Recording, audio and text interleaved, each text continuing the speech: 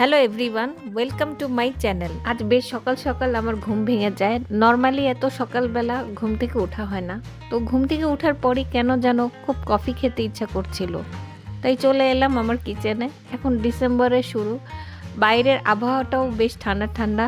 এই ঠান্ডা ওয়েদারে একটা কোল্ড কফি খাওয়াই যায়। ডেভিডফের এই কফিটা আমার বেশ পছন্দের একটা কফি, এর অ্যারোমাটা আমার বেশ ভালো লাগে। এখানে আমি 2 টেবিল স্পুন কফি পাউডারের সাথে 2 টেবিল স্পুন সুগার অ্যাড করে ব্লেন্ড করে নিয়েছি, পরে মিল্ক ও আইসক্রিম দিয়েছি। বারান্দায় বসে কফি খেতে খেতে বাহিরের ওয়েদারটা এনজয় করলাম। যাই হোক, আজ যেহেতু শুক্রবার, তাই সকাল সকাল বাজারে যেতে হবে। প্রয়োজনীয় সব জিনিস লিস্ট করে নিয়েছি। দুপুরে রান্না করতে যাব, এরই মধ্যে আমার হাজব্যান্ড আমাকে বলল আজ আর রান্না করার দরকার নেই, চলো বাহিরে খেতে যাই। সপ্তাহের এই একটা দিনই সবাই একসাথে ফ্যামিলি টাইম কাটানো হয়। দেখা যায় বিকেলবেলা বের হয়ে যাই নাম না জানা উদ্দেশ্যে।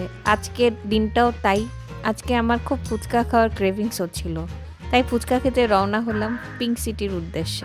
আশেপাশে ফুচকার এত দোকান থাকা সত্ত্বেও কেন পিঙ্ক সিটিতে যাচ্ছি ফুচকা খেতে, চলুন তার একটা গল্প শেয়ার করি আপনাদের সাথে। সাল 2015, তখন ব্যাচেলর লাইফ। শপিং করতে গিয়েছিলাম পিঙ্ক সিটিতে আম্মুর সাথে। হঠাৎ চোখে পড়লো এক কর্নারে অনেক ভিড়। কিসের এত ভিড়? খুব উৎসুক মনে সামনের দিকে এগিয়ে যাই। গিয়ে দেখি একটা ফুচকার দোকানের সামনে মানুষের ভিড় জমে আছে। এই কৌতূহলবশত আমিও চাইলাম তাদের ফুচকা ট্রাই করতে। প্রথমবার খাওয়ার পর মনে হলো এখানে আবার আসতে হবে। যাই হোক, কথা বলতে বলতে আমরা চলে এসেছি পিঙ্ক সিটিতে। সিঁড়ি দিয়ে চলে এলাম সেকেন্ড ফ্লোরে। এখানে এসে 4টা নর্মাল ফুচকা আর 2টা দই ফুচকা অর্ডার করে দিয়েছি। এখানে দই ফুচকাটাও সেই মজার। অর্ডার করে প্রায় 30 মিনিটের মতো অপেক্ষা করতে হয়। যা ভিড়, যতবার এসেছি ততবারই এত ভিড় পেয়েছি। যাই হোক, 30 মিনিট পরে চলে এসেছে আমাদের ফুচকা খাওয়া শেষে নিয়ে নিচ্ছি লাচ্ছি। এখন একটু মার্কেটটা ঘুরে দেখব। শীত চলে এসেছে, শীতের পোশাকও কিনতে হবে। আবার কয়েকদিন পর ঢাকার বাইরে ঘুরতে যাওয়ার প্ল্যান আছে, তাই টুকটাক শপিংও করতে হবে। ভাবছি শীতের কিছু ড্রেস কিনবো আর কয়েকটা 3 পিস কিনবো। তাই এ দোকান ও দোকান ঘুরে দেখলাম, কিন্তু মন মতো কিছুই পছন্দ হচ্ছে না। দেখি কালকে আবার শপিংয়ের উদ্দেশ্যে বের হব। আজ বাসায় আবার কিছু কাজ আছে, তাই তাড়াতাড়ি বাসায় যেতে হবে। যাওয়ার পথে মনে হলো একটা কফি খাওয়া দরকার।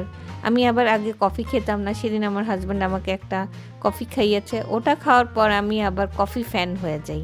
তাই ওকে বললাম রাস্তায় কোথায় যদি কফির দোকান পাও আমার জন্য একটা কফি নিও। ও কফির সাথে কিছু চিপস ও মোমো, ভাপা পিঠা নিয়ে এলো। যাই হোক, আজকের জন্য এই পর্যন্তই। আবার দেখা হবে নতুন কোনো ভিডিওতে, নতুন কোনো গল্প নিয়ে। ততক্ষণ আপনারা সবাই ভালো থাকবেন আর আমিও আমার পরিবারের জন্য দোয়া করবেন। আল্লাহ হাফেজ।